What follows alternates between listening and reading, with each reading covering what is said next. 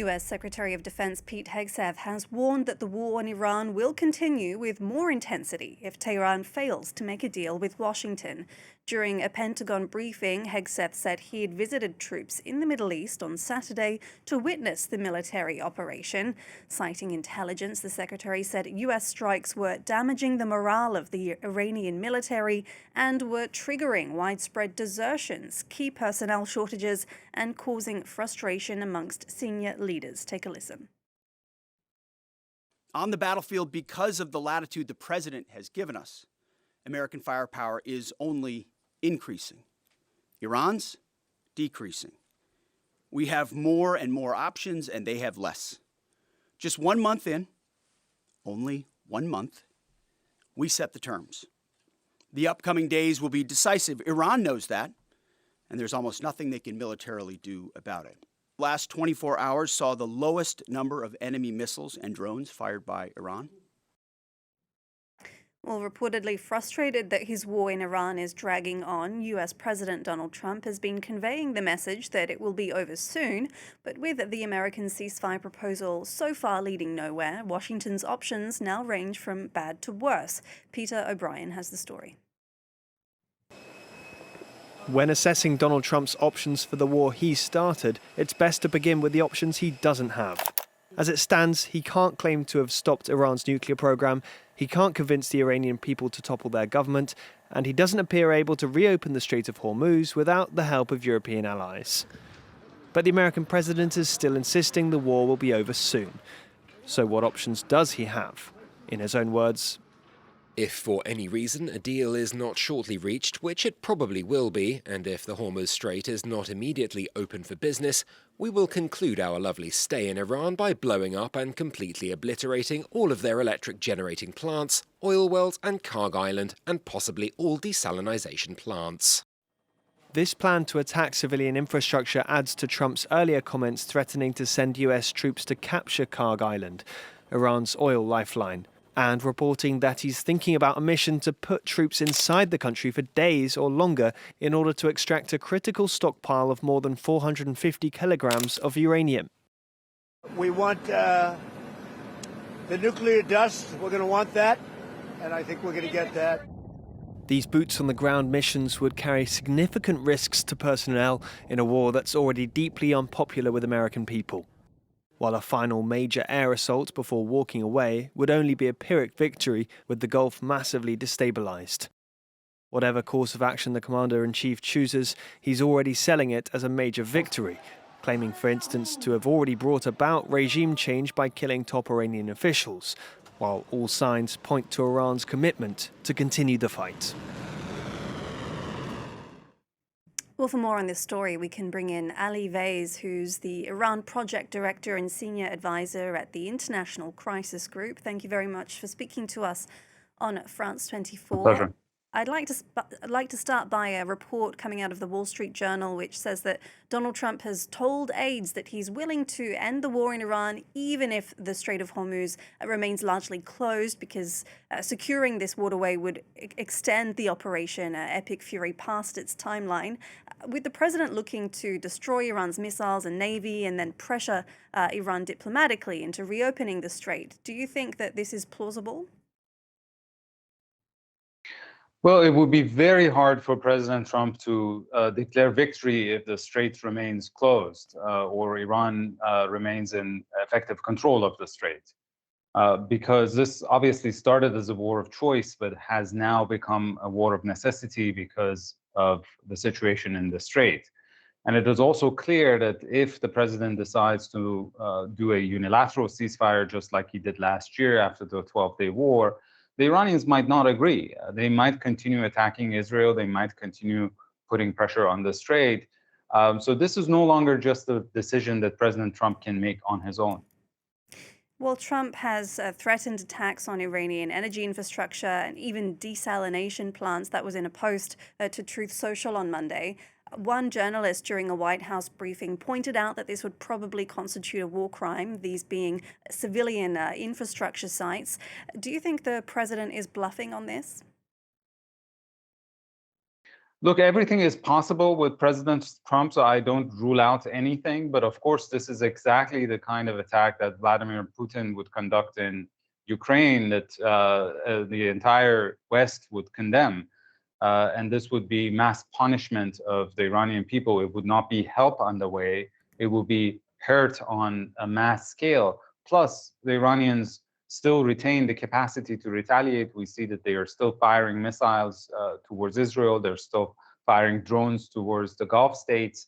And they have threatened to torch the entire infrastructure in the region. That would shoot up the price of oil above $250 a barrel. And that would also be a political and economic disaster for the United States and for President Trump as well. So there is no real good option here for President Trump to deliver on that threat.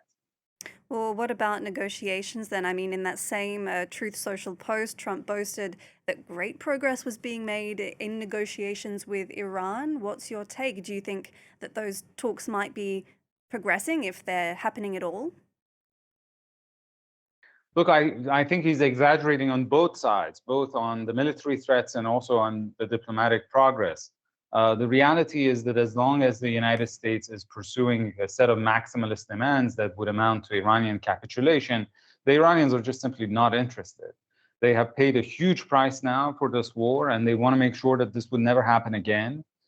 So they want a degree of guarantee that will be very hard to provide. And they also need reconstruction funds, which they don't believe would come through sanctions relief that the US has repeatedly offered but never delivered. This is why remaining in control of the strait is one of the key conditions that the Iranians are going to put on the table. And again, it will be a very difficult issue or concession for President Trump to swallow.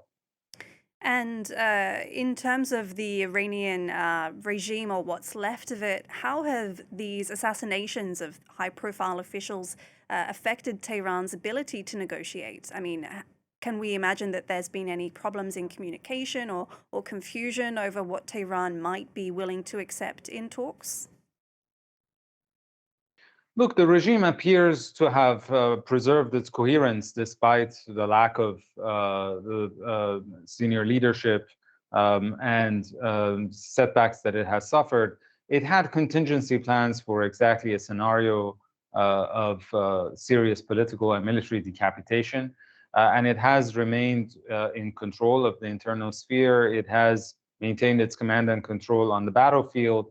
And so when it gets to the diplomatic field as well, I don't think that there is any sign of paralysis. Again, the question for the Iranian side remains whether they have been able to inflict enough cost on the US and Israel so that they would never do this again. And from every evidence that I see, the Iranians are not yet at that point. So I'm not sure if they're interested in a diplomatic outcome. It's not a question of building consensus internally. It's a question of timing. And who is in charge in Iran right now? Do we know? Is it any one person? No, it is not a one-man show. Iran has always been a multi-power center system with overlapping authorities. Power seems to gravitate now more and more in the hands of the Speaker of Parliament, Mohammad Bagher Ghalibaf, himself a former commander of the Revolutionary Guards.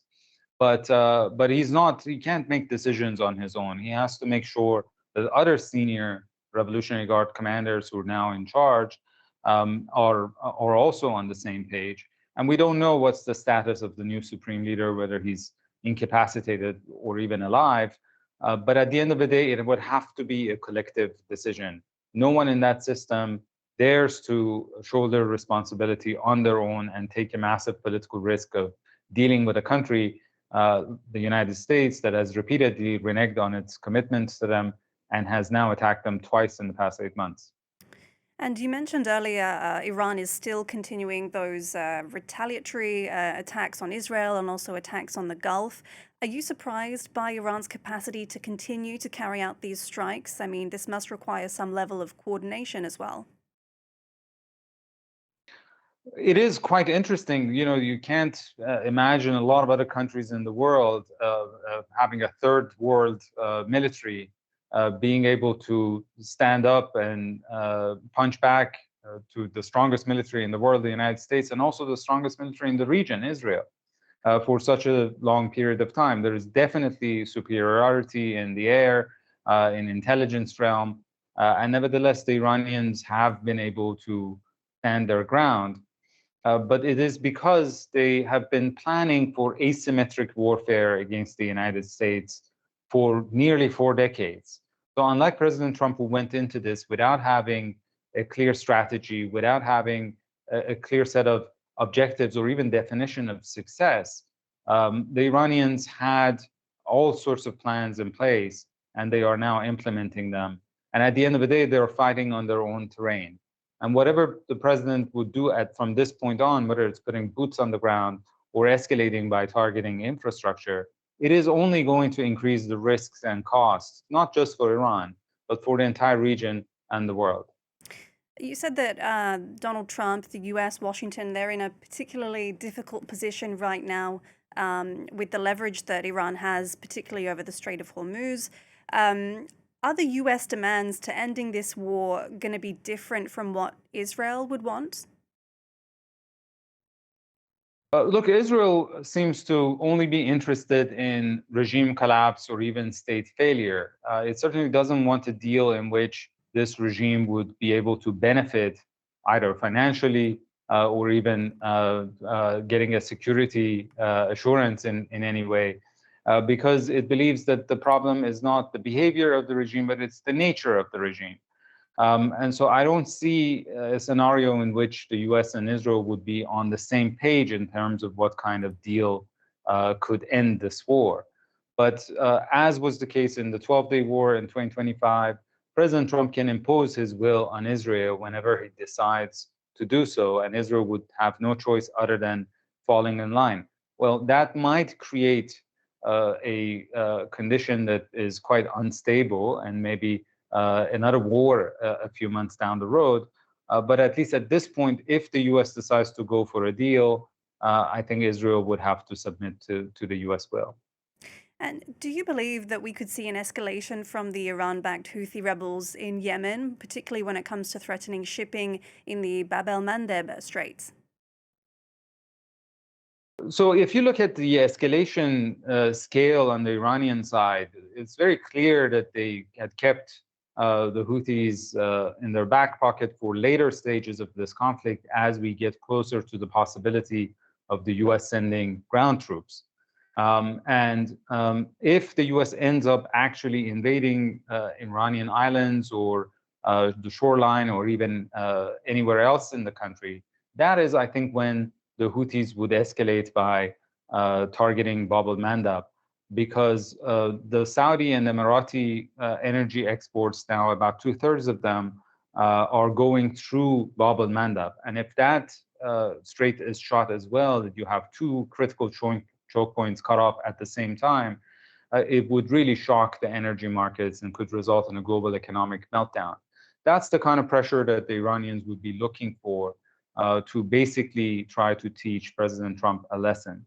And of course, if there are boots on the ground, it would provide Iranians with another opportunity to inflict cost, and that's by trying to send American body bags back home. All right, Ali Vaez, Iran Project Director and Senior Advisor at the International Crisis Group. Thank you very much for your time. Thanks for having me.